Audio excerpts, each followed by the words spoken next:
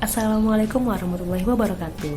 Halo guys, sebelumnya aku mau ngucapin selamat pagi, selamat siang, selamat sore, ataupun selamat malam buat kamu yang nonton video aku.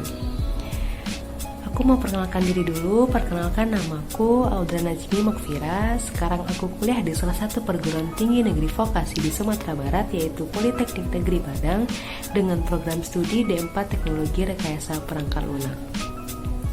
Nah, pada video kali ini aku mau ngejelasin sedikit materi tentang database client server. Jadi jangan lupa like, comment, subscribe, and share video ini ke teman-teman kalian ya. Stay tune.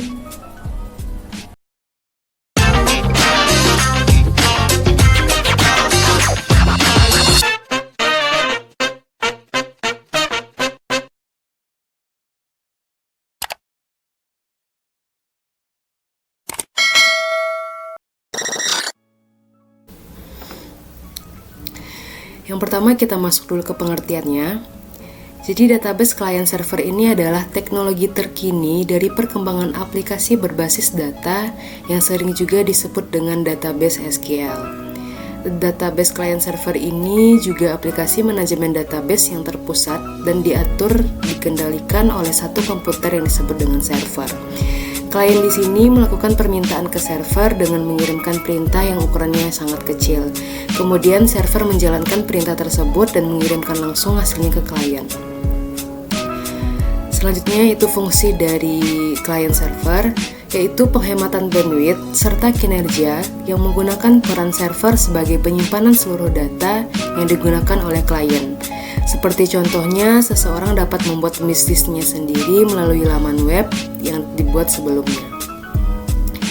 Kemudian keuntungan dari client server ini yang pertama itu ada menyimpan big data. Klien dapat menyimpan dan mengakses database yang sangat besar. Kemudian yang kedua yaitu menaikkan kinerja. Kinerja di sini adalah berupa informasi. Kinerja yang cepat dikarenakan seluruh data yang disimpan pada satu server yang multitasking. Kemudian yang ketiga adalah biaya penggunaan hardware yang lebih kecil. Pengguna tidak perlu membeli hard drive untuk menyimpan data. Kemudian yang keempat yaitu mengurangi biaya komunikasi antar pengguna. Yang kelima adalah konsisten.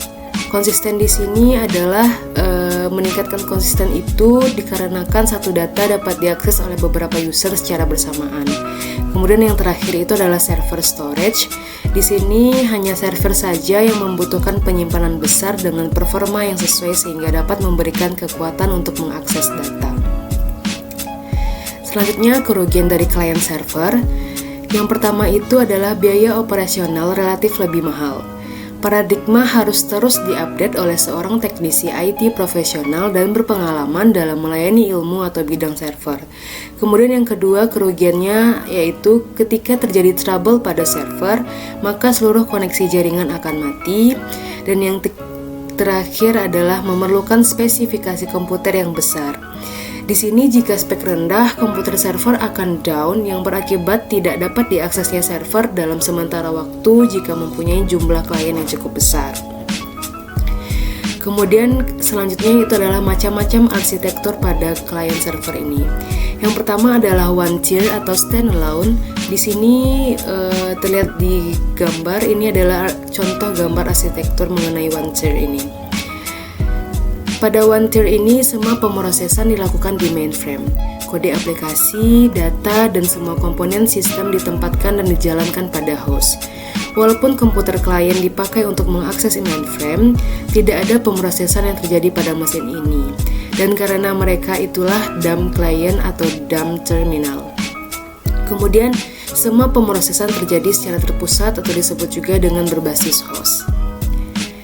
Kelebihan dari one tier atau standalone ini adalah dia sangat mudah dan juga cepat dalam merancang dan mengaplikasikannya. Kelemahan one tier atau standalone ini yang pertama itu adalah skalanya yang kecil, kemudian sulit diamankan, yang ketiga itu tidak memungkinkan adanya reusable komponen dan code, dan yang terakhir adalah menyebabkan perubahan terhadap salah satu komponen di atas tidak mungkin dilakukan. Kemudian yang kedua itu adalah two tier. Ini juga ada gambar dari arsitektur two tier ini.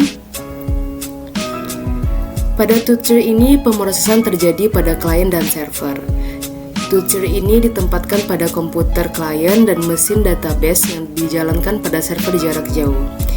Pada two-tier ini terdiri dari 3 komponen yang disusun menjadi 2 lapisan. Yang 2 lapisannya itu adalah klien yang meminta servis dan server yang menyediakan servis. 3 komponen tersebut adalah, yang pertama itu adalah user interface, antarmuka program aplikasi yang berhadapan dan digunakan langsung oleh user. Itulah yang disebut dengan user interface.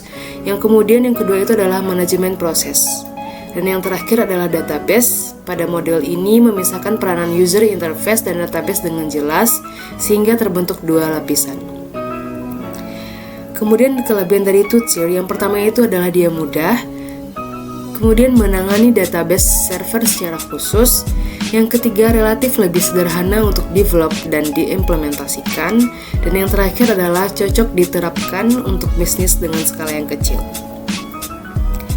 Kekurangan two-tier, yang pertama itu adalah kurangnya skalabilitas, yang kedua tidak ada keterbaruan kode, yang ketiga koneksi database dijaga dan susah untuk diamankan, dan yang terakhir adalah tidak ada tingkat menengah untuk menangani keamanan dan transaksi skala yang kecil.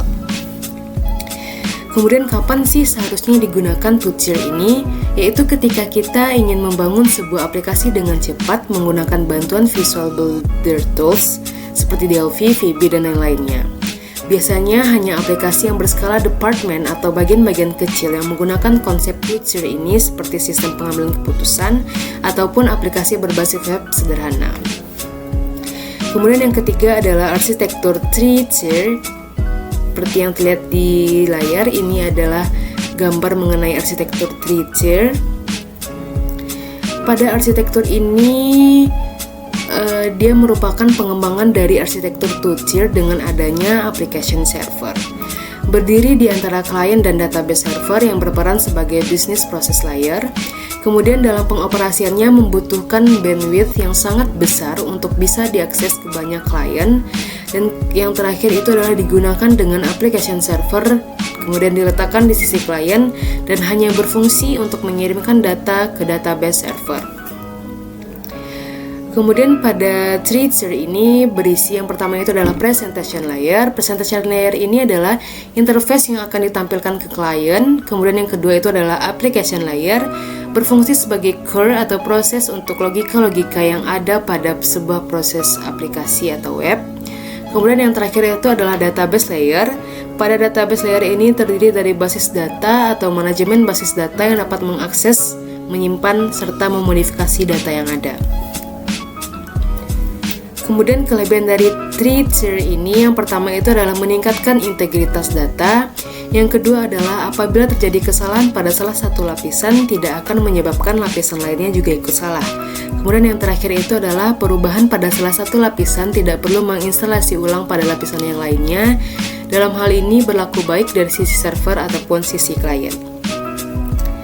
Kemudian untuk kekurangan three-tier ini, yang pertama itu dia lebih susah untuk merancang, lebih susah juga untuk mengatur, dan yang terakhir yaitu biayanya yang cukup mahal.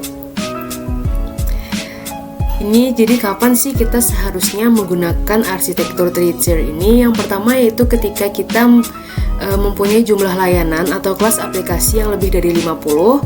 Kemudian yang kedua itu adalah program aplikasi dibuat atau ditulis dalam beberapa bahasa pemrograman yang berbeda untuk masing-masing organisasi. Yang ketiga itu adalah 2 atau lebih data source yang heterogen seperti 2 DBMS yang berbeda atau DBMS dan file system. Kemudian yang keempat adalah suatu aplikasi yang akan digunakan lebih dari 3 tahun. Yang kelima adalah beban kerja yang sangat tinggi, biasanya lebih dari 50.000 transaksi per hari. Kemudian yang keenam adalah lebih dari 100 user yang secara bersamaan mengakses ke sistem dan database yang sama. Kemudian yang terakhir adalah ekspektasi bahwa aplikasi akan terus berkembang sepanjang waktu. Kemudian yang selanjutnya yaitu adalah arsitektur N-tier atau multi-tier. Jadi pada arsitektur N-tier atau multi-tier ini menyuguhkan bentuk three-tier yang diperluas ke dalam model fisik yang terdistribusi. Aplikasi multi-tier ini juga sangat mirip dengan three-tier. Bedanya pada multi-tier ini akan diperjelas lagi bagian user interface dan data processing-nya. Kemudian kelebihan untuk multi-tier ini yang pertama itu adalah Logika aplikasi dapat dipusatkan pada middle tier. Kemudian yang kedua adalah database driver. Untuk mengakses database hanya perlu diinstal sekali pada middle server. Kemudian yang ketiga adalah kemudahan bisnis logic di masa yang akan datang. Dan yang terakhir adalah memerlukan adaptasi yang sangat luas ruang lingkupnya apabila terjadi perubahan sistem yang sangat besar. Kemudian kekurangan dari multi-tier ini yang pertama adalah relatif mahal untuk development dan instalasinya, perencanaan software yang sangat kompleks, kemudian yang ketiga adalah memerlukan rentang waktu yang relatif lebih lama, dan yang terakhir adalah penggunaan memori komputer yang lebih besar. Kapan sih digunakan arsitektur multi-tier ini seharusnya?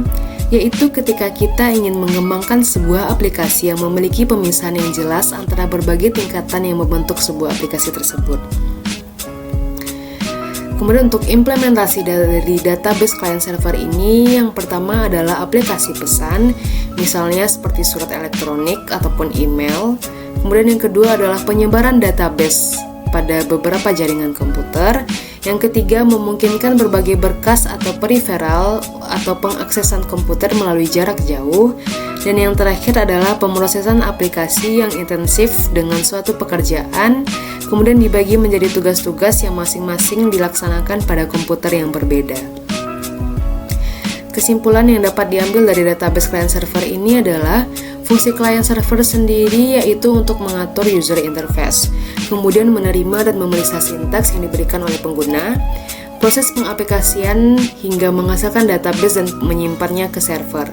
Server merespons database hingga mengirim balik kepada klien dan dapat diakses secara bersamaan. Juga memberikan fasilitas recovery control untuk seluruh database. Untuk mengerti secara jelas berbagai istilah yang ada pada client server ini memang membutuhkan pelajaran lebih lanjut supaya lebih mudah untuk memahaminya. Bagi orang awam, makna berbagai bahasa pemrograman hardware, software tidak dapat dipahami dengan cepat. Oleh karena itu, membutuhkan proses dan pembelajaran yang baik untuk menjadi ahli di bidang ini. Dan ini daftar pustaka dan referensi yang saya ambil untuk membuat materi ini. Ada 1, 2, 3, 4, 5, 6, 7 daftar pustaka ataupun referensinya. Oke guys, mungkin sekian penjelasan materi mengenai database client server dari aku. Semoga video ini dan materi ini bisa bermanfaat untuk kamu yang nonton. Makasih udah nonton video aku. See you in the next video. Dadah!